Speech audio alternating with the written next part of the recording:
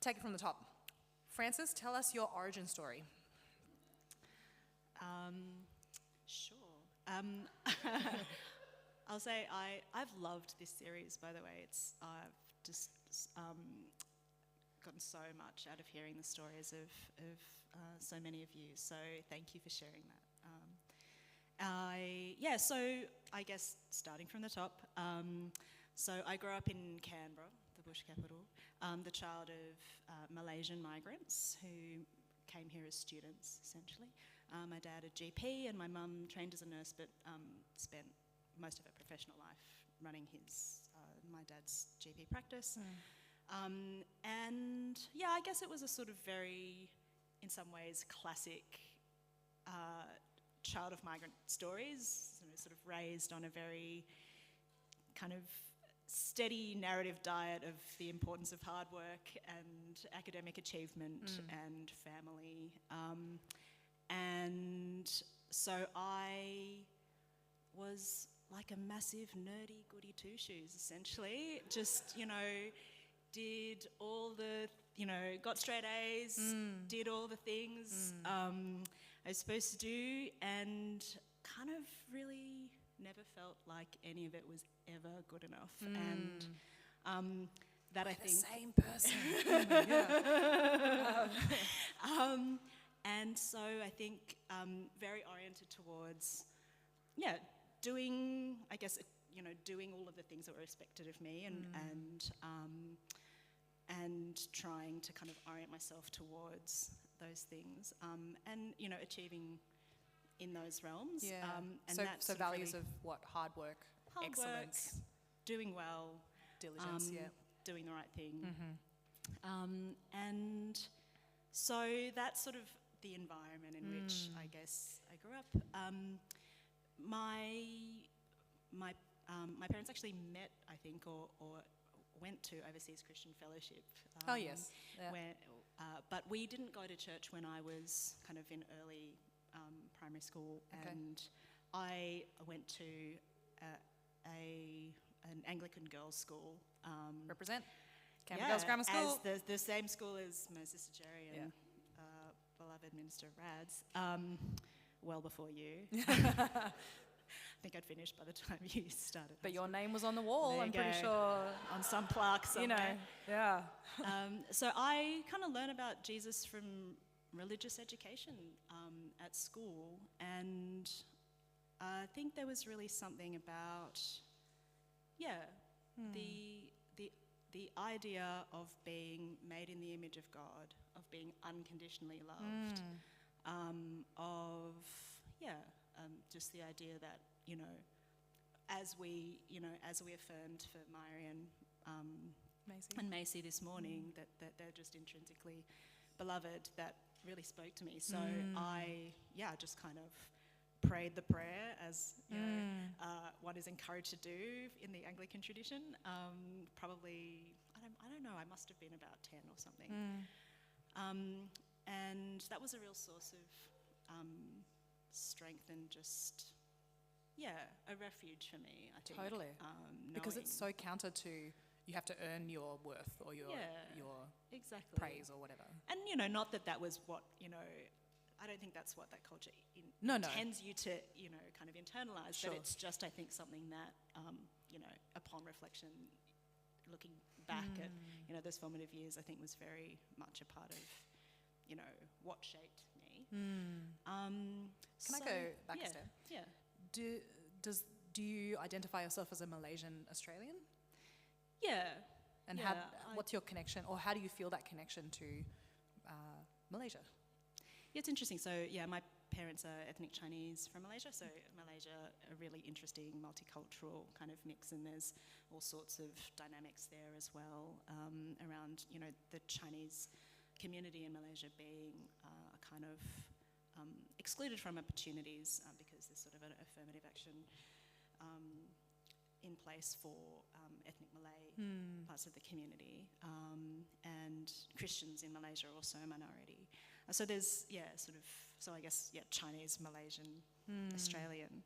And I think it's been, a kind of interesting journey for myself as well, of trying to incorporate all of those things into my own understanding of myself. Because, you know, you grow up, you're kind of, you know, a classic third culture situation in which you don't entirely feel aligned with or resonance with the culture of your parents, which, you know, in many cases, and it's classic that diaspora communities are often more conservative or, you know, than communities at home, because you kind of reify this culture as something to hold on to in the midst of, you know, other pressures. So you don't quite feel like that entirely resonates with you. You also don't quite feel like you fit in the place where you're growing up. Not least because you have people yelling out of cars at you to go home, or people making like ridiculous kind of racist comments in the playground. I mean, you know, Canberra's very, you know, in many ways middle class, and I grew up in, there's socioeconomic diversity in Canberra, but, you know, I think, I even had teachers making, it was just like, racism is just kind of a part of, you know, the water in which we swim. So you also kind of don't quite feel like you quite belong either. So you're looking for a place to land. And I guess, you know, faith for me was an important part of that. But I think then you don't want to kind of define yourself in opposition to the things that have been difficult for you. So, you know, as you, I think I've come over the course of my life to embrace the parts, embrace that as a part of what shaped me, and also to say, well, I can also be a part of, you know, as cultures are alive, you know, shaping more positive, life-giving ways of expressing that for my own child, who, you know, who I also want to be able to accept that as a part of his identity, whilst putting aside some of the aspects of it that, you know, I don't feel are necessarily, you know, life-giving. Totally. And you can do that, and he can do that. That is actually, that's a doable thing. And, you know, it's in some ways harder work than, you know, throwing it in the bin. But I think there's greater richness in trying to sit with the possibility that there are different versions or narratives or perspectives that can be in tension and be true at the same time. Nice. And that somewhere in there's something that can give us a steer towards, I guess, greater humanness, if you put it that way. So, really academically achieving kind of school life, including some engagement with faith as a teenager or a tween coming into a teenager. What were those early years of claiming your faith like? Like, was it only expressed in school, or was there, you know, what was that like for you? Yeah, I mean, I think it just seemed to feel right for me. And so it was something that was it was between me and God. But then our family did actually start going to church. I don't have the exact timeline, but it would have been, I guess, late primary school. And so we went to a kind of Asian Australian church. I guess would have been something like Church of Christ in orientation. So quite kind of evangelical, and, you know, a bit socially conservative, I would say. Lovely people. Was it good to connect with other Malaysian Australians? Was there a kinship there? Not for me. Okay. And I think, you know, I mean, nothing wrong with the community. It probably just kind of amplified a little bit that sense of just vague discomfort with, not quite resonating with me culturally. I think I was also probably just like a bit of a precocious pain in the ass, actually.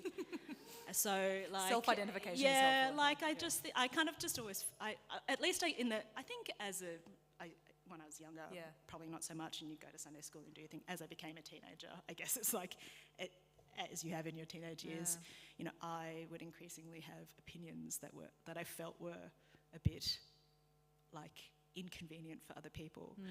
But you know, that's sort of just what it was.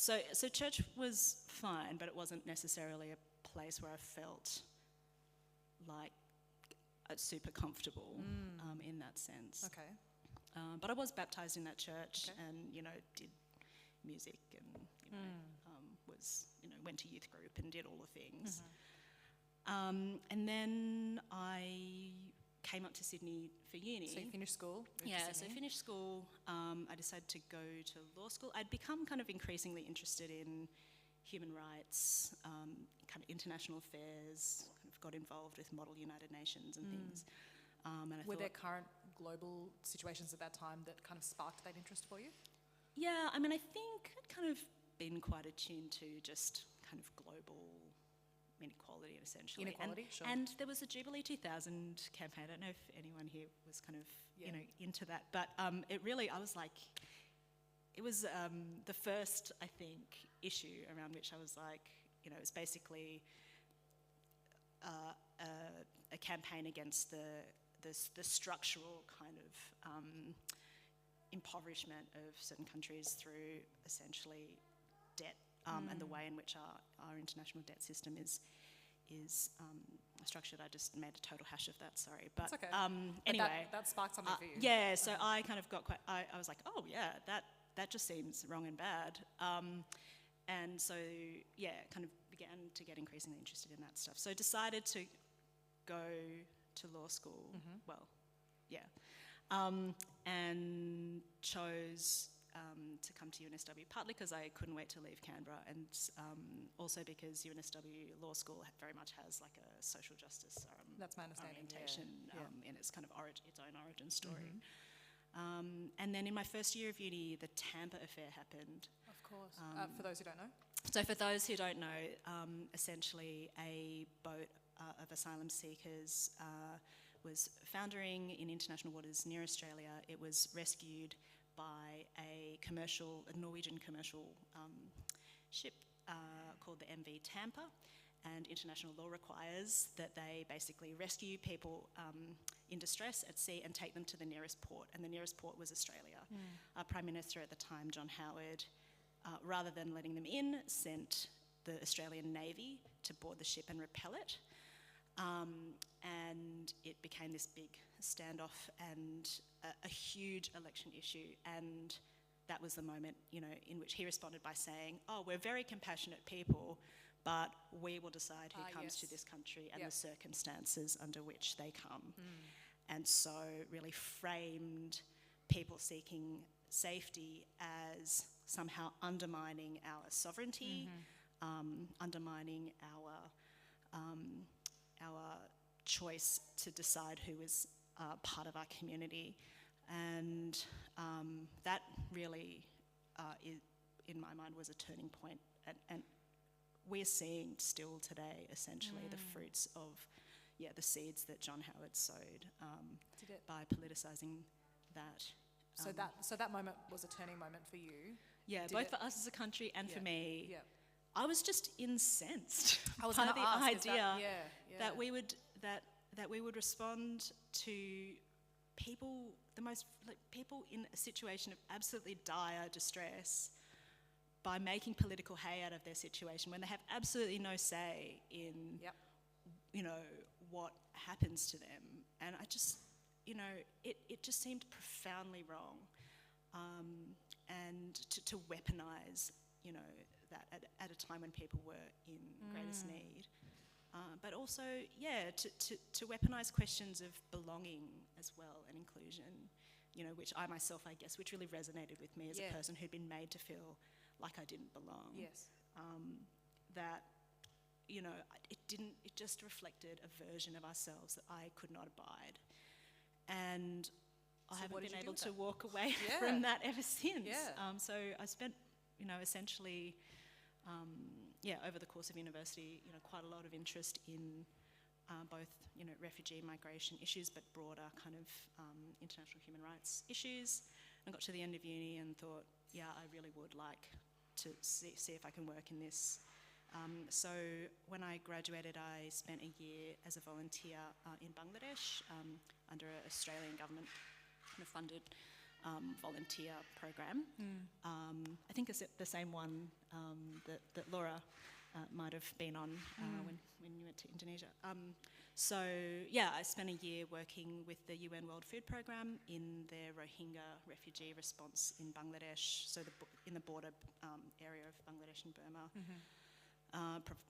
They're essentially providing food assistance to two refugee camps. So Rohingya, for those who don't know, a stateless ethnic minority from the border area of Myanmar, considered by Myanmar not to be citizens because they, are a distinct kind of ethnic group, but also, they're Muslim, so they consider them to be Bengali. Bangladesh says, no, they're not ours. And they're just stuck, essentially, without solutions for decades in this border area. So, and that year in Bangladesh was also maybe a couple of years after 9/11, so the whole global conversation around Muslims was particularly... Right. Yeah. I mean, this was the thing with the Tampa. The Tampa happened, and 9/11 happened, pretty much a couple of months after. Right. So there was this conflation, essentially, between asylum seekers and national security. Yes. So that was very much a part of the way in which it became weaponized in the public conversation and the policy conversation here. And so, yeah, essentially I spent a year in Bangladesh. We can, I imagine, talk a bit more about what that meant for me. Tell us what happened after the Bangladesh year. But just to kind of like get from A to B, I was like, yes, I definitely want to keep doing this, but I hadn't finished my legal training. So I came back, spent a year working for a judge, did finish my legal professional training, applied for scholarships, and ended up going to Oxford to do a Master's in International Development. And that's where I met my husband, Jonas. This guy. That did. And after that, sort of had a bit of a question as to whether or not I would go down an academic route and kind of complete the PhD. But I had the opportunity to go back to Bangladesh with the World Food Programme and kind of oversee their work in Cox's Bazar, that border area, not just for refugees, but also kind of international, so kind of development response for the local community, which seemed to me really important and something that I'd been thinking a lot about, that the idea that you don't just, support people on the basis of a particular legal status or label that you apply to them, refugee, but that you look at the whole community in which refugees are hosted and address needs more holistically, understanding that also to kind of build social cohesion as well because refugees actually, despite what our public discourse might suggest, are not actually all clamouring to get to Australia, but the vast majority of them are hosted in neighbouring countries, many of which are themselves, impoverished. So even that attitude towards international development, moving from charitable, let's just feed them and that'll be fine, to a much more holistic understanding of care for impoverished people. That's been a relatively recent change, surely. That's right. Yeah. So moving away, and the World Food Programme, it's traditionally a kind of truck it and chuck it kind of approach to humanitarian aid, which is like you bring food, you feed people, but that's not really sustainable. But I think increasingly looking at ways to do that kind of build people's, access to livelihoods and agency. I don't think it's certainly not there yet, but that's the trend at least, or the aspiration. So I spent a couple of years back in Bangladesh, and then Jonas had a job in Jordan, and it seemed like, at some point we should probably live in the same place. So I went to Jordan. Romantic. And I know. And I had just the enormous privilege of working with Jesuit Refugee Service. They're great organisation. Such an amazing organisation with a really vital focus on accompaniment, essentially. So the idea that you don't just help people, you walk beside refugees, and that was really embodied in the fact that, you know, our whole team essentially were refugees. So I moved there in, I think it was 2012. So our team were principally Iraqi refugees who had come a few years earlier, and they were running English language, kind of schools, or like an informal education program, and kind of home visits.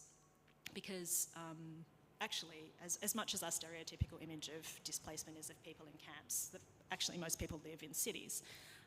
And so, and that's on the one hand great because people have freedom of movement and they can, go about, be a bit more integrated in some ways, but in other ways it can be incredibly isolating and quite challenging. And so, JRS had a kind of psychosocial support program where teams of refugees would go out in, in the community and just, basically make sure people were okay.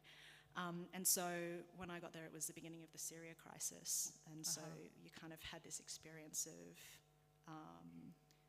essentially this team of Iraqi refugees kind of just pivoting and recognising, in someone else's experience of displacement, resonances with their own, and just turning to support these new arrivals. It was, just completely overturns the dominant ideas that we have about refugees being kind of passive victims. They were just, they were running the show and they knew exactly what needed to be done.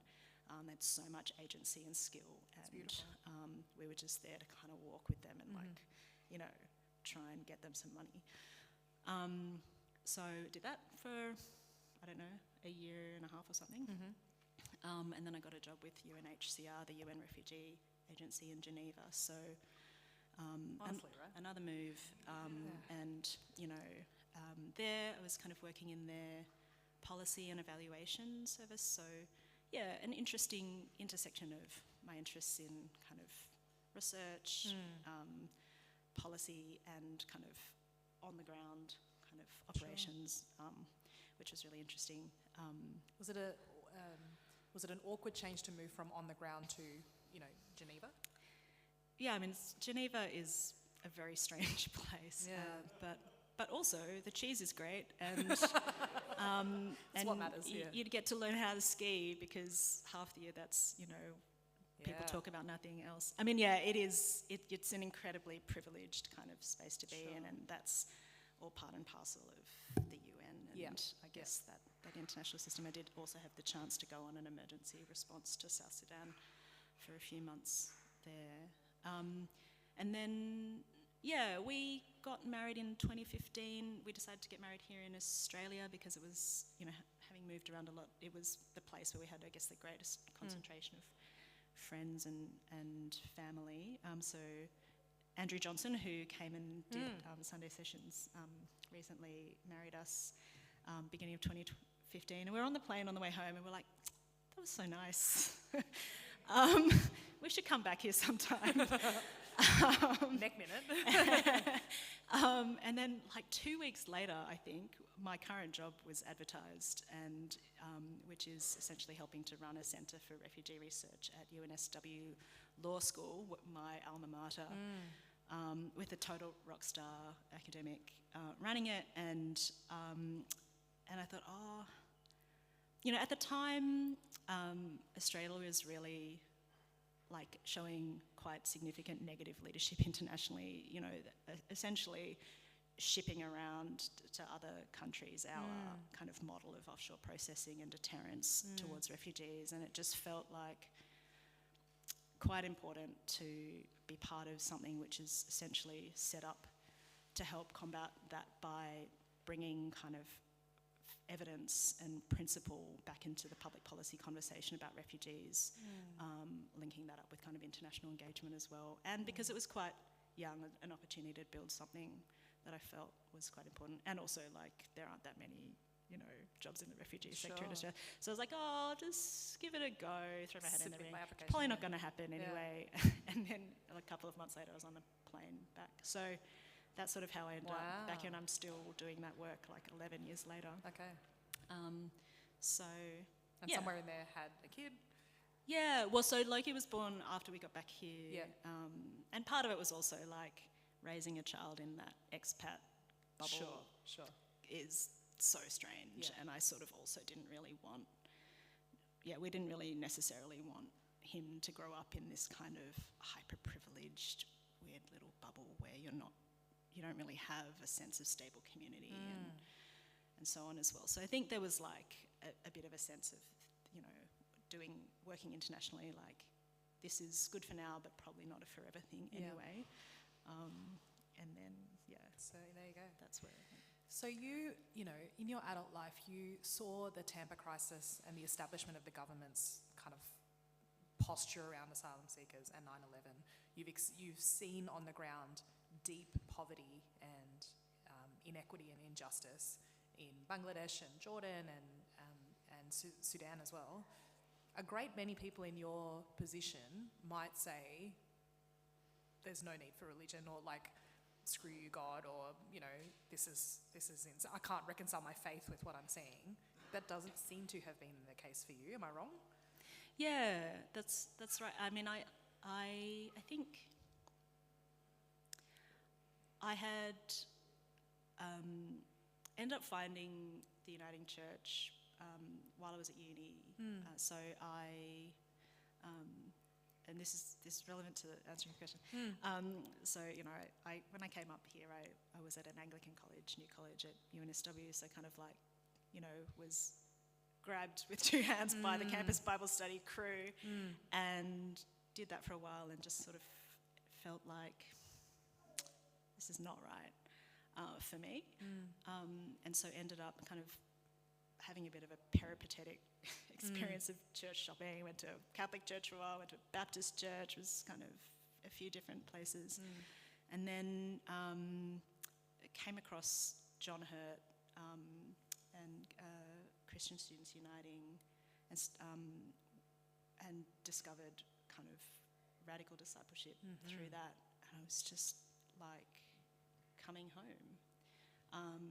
A sense of a safe place to ask your questions, but also a sense of finally a way to bring together, I guess, my faith with the sense of social justice, the importance of social justice, and providing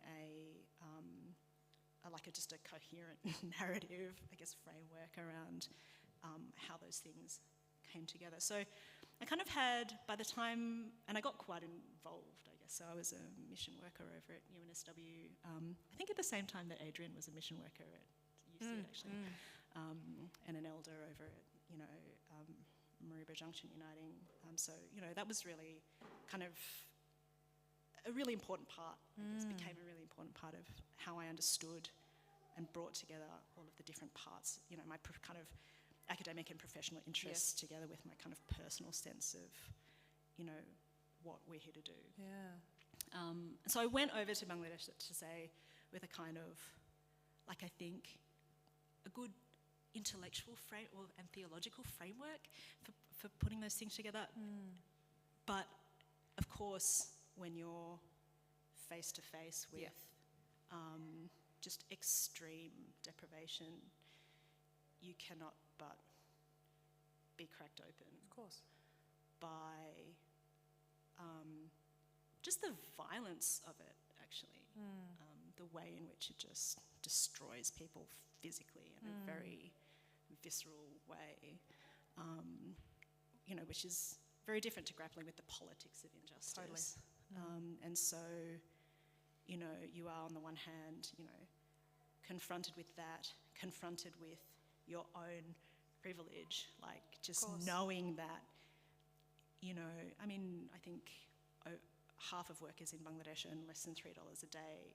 People know that, the cost of your flight there is more than their entire family could earn in a year. and you're complicit in these systems of oppression. And yet at the same time, there's also, resilience and joy and a hell of a lot of fight and mind-blowing hospitality and generosity. People who have a fraction of what you have, like really genuinely want nothing more than to share the best of their table with you. And you're just like, there's just all of this mess of humanness kind of in your face all at once.